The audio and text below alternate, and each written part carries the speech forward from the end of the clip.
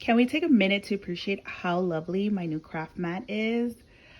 I love it, and it's so custom. I followed a tutorial by Decor here on YouTube. I will link her tutorial down below so that in case you're interested and you want to make one for yourself, you can go ahead and watch her video.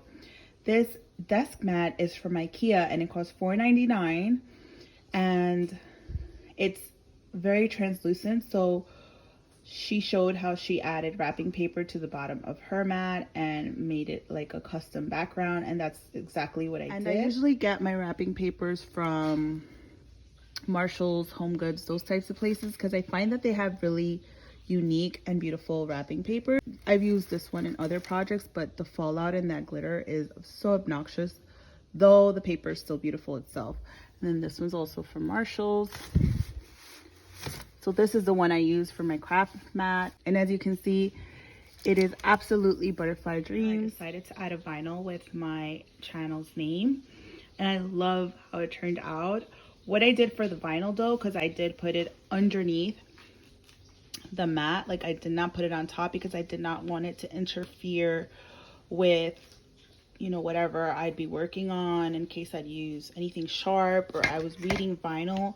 I didn't want this to get caught on it. I created the words using the font called The Skinny, and it's on thefont.com, and I'll link it below in case you are interested in using it. And it's very similar to the Rae Dunn font that everybody seems to love. It's finally growing on me, and I thought that there are so many possibilities for this. Once I decided to make it on Cricut Design Space, I mirrored the words so that the sticky part would actually be on the right side. The stickiness would be this way, and then it would be facing the correct way on my mat.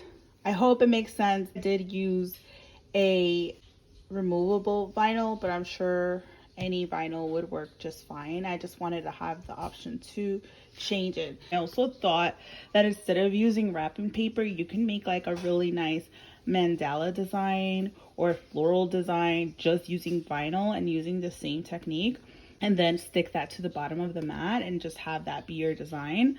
That would be really cool too. So there's an idea. I just want to show you my baby, my Cricut. It's so beautiful. I also got this idea from Decor's YouTube channel. She decorates her Cricut so beautifully, and I found out that there's actually a template in Cricut Design Space where you can get the exact sizes for your Cricut. So this vinyl is the one that Decor used in her tutorial, and it was so beautiful and right up my alley that I decided to get the same exact one. So I will link it for you in case you're interested, because the vinyl has to be long enough for you to be able to get the whole width of your machine. Then I added some flowers because it is a little tricky to apply it. You have to be very patient, and I did end up getting some minor scratches and bubbles. So follow her tutorial because she is so good at this.